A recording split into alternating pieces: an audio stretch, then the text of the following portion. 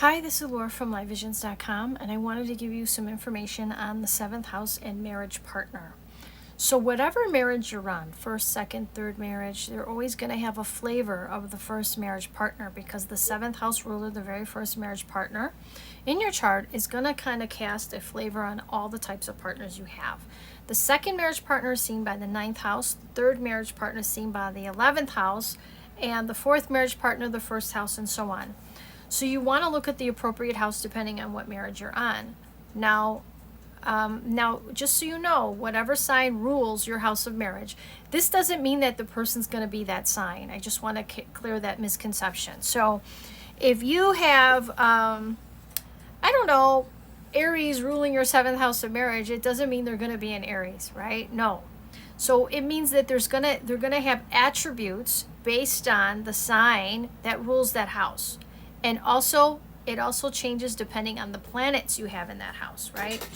So if you have Aries in the seventh house or Mars in the seventh house of marriage, that means that your partner could be more assertive, a man's man if it's a man. If it's a woman, this person could be not shy. They go for what they want. They're aggressive, assertive, right? They could even be argumentative, a little feisty, right? Be careful of any kind of abusive partnerships, okay? All right, Taurus. If you have Taurus or Venus in the seventh house, this person may be more stable, more secure. This person doesn't really act fast. They think before doing. Their senses could be heightened with this person. Taste, touch, smell. They may be a person who loves beauty, or they're artistic, creative. This person could be, maybe they're a chef. Maybe they love cooking. This person may love massages, right? The way something feels. They're into, like I said, something soft, like their senses are heightened, this type of person. They're very sensual type of person, right? Taurus is a very stable, like it rules stability and security, right? So this person may want to acquire the finer things in life, right? This person may even like getting things, buying things, right, of value for them. But I will say security and stability could be important to this person. But again, there's a sensuality about this person. Maybe they're into cooking. Maybe they're into massages. Maybe they're into the way something smells. They appreciate beauty. Taurus, right? If your seventh house is Gemini, or if you have Mercury in the seventh house, this person, communication is going to be huge for you when it comes to your partnership, right? Also, if it's Gemini, especially, the erogenous zone is the mind. So the type of person you're attracting is beauty may get you in the door, but it's not going to keep you there. If the lights are on and nobody's home, this person is not going to be interested unless you're witty and you can carry a very good conversation and you have very fast with quick mental comebacks. Okay, they love that wit about a person, right? So intelligence is going to be key, and being able to communicate clearly and I want to say really good conversation with those little witty comebacks is really going to get them interested. Even if you're the most gorgeous person in the planet, if they feel like you're not understanding what they're saying, or you're like I said, the lights are on and nobody's home, they may not be as interested, okay? Cancer, if you have Cancer in the seventh house or the moon in the seventh house, this person may be all about home and family. This person could be nurturing, very intuitive, right? This person could be sensitive. This person may be a little on the shy side, right? Home and family could be important. Mother could be important to this person. Even if it's a man, this person could be very nurturing, even to children. This person may even mother you. Oh, you're not feeling well. Let me do something to make you feel better. Do you need, I made you some soup. I made cookies. This is like, remember back in the 80s, what, Mr. Mom? The guy who stays home with the kids, that can be this situation too. Or this person could be, just a stay-at-home mom. But the father, whether male or female, this person has a really good home and family are huge for this person, and motherhood. Even if it's a man, valuing mothers, right? Valuing his own mother. Mothering his children. Even if he's a man, he's got this natural way of being able to nurture. Okay, it's a gift. All right, and this person's highly intuitive and can be very sensitive. If you have seventh house Leo, or the sun in your seventh house, right? This person, you could attract somebody who's very charismatic into your life. Somebody who walks into a room and everybody goes, "Who is that?" they just command attention. They're just like, it's almost like an actor or an actress, you know, it's almost like they're on stage. People just are drawn to this person's energy, right? So this person, like I said, could be good looking. They could have this charisma about them. There's something magnetic about this person, and everybody just craves and wants more, right? So this person, sun here can also be somebody who is an authority of some way, right? Sun does rule government, so maybe they work for the government, or maybe they're a doctor or a jeweler. Especially if the sun directly, not just Leo, but the sun directly is in the 7th house. Leo does rule actors and actresses, right? So, you know, like I said, this person just could be very charismatic and just grabs people's attention. This is person when they walk into a room, the hair's done nice, the clothes are perfect, right?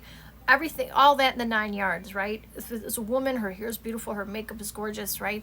She's got maybe dressed beautifully. Something about her is just commanding attention, right? So that's the type of person you would attract. So if you have Virgo or Mercury, we've already talked about Mercury because it also carries the same ruler as Gemini. But if you have Virgo ruling your 7th house, this person could be very analytical, detail oriented. I call these the Martha Stewarts of the zodiac. They may be good at party planning an event, but they could be very critical on you and very critical of themselves, right? Communication is going to be hugely important, especially if you have Mercury in this area of your chart, the 7th house.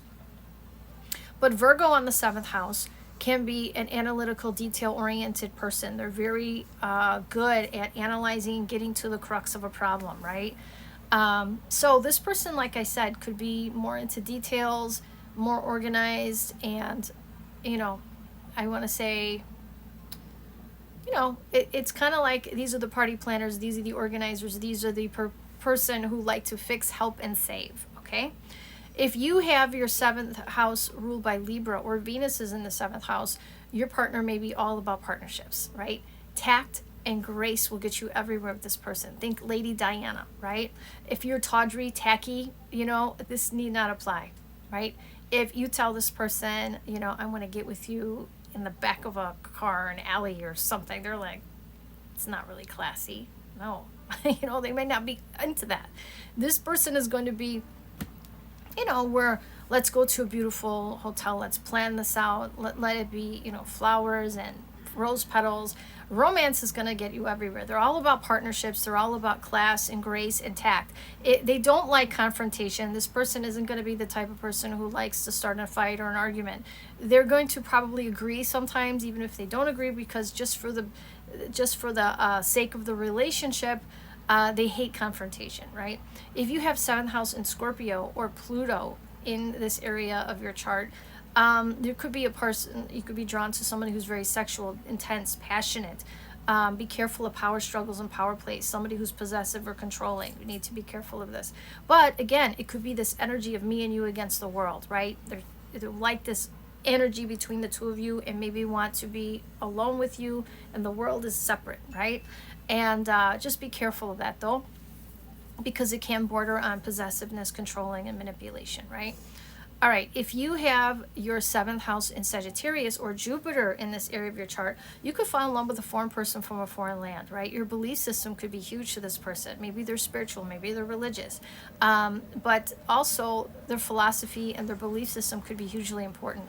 They may love outdoors. They may like travel, right? They may speak another language. Well, especially if Mercury's there. Mercury, especially in Sag, right? This person, I want to say Jupiter brings optimism with a partner, right? Let's hope for the best, right? It's always optimism. Jupiter brings a lot of positive energy, right? Jupiter here, you could have a lot more opportunities for long-term relationships with in the 7th house, right? Just brings you a lot of opportunities. And but Sagittarius can bring someone from a foreign person from a foreign land who's maybe interested in foreign affairs, teaching, writing, publishing, all of the things, and their belief system could be huge, or even legal matters. If you have Capricorn ruling the 7th, or you have Saturn in the 7th, this person could be older than you, more mature for their age. This person could be, I want to say, your love life would get better after 35. It's better probably to wait on marriage until after 35 if you could, because possibly could end in divorce.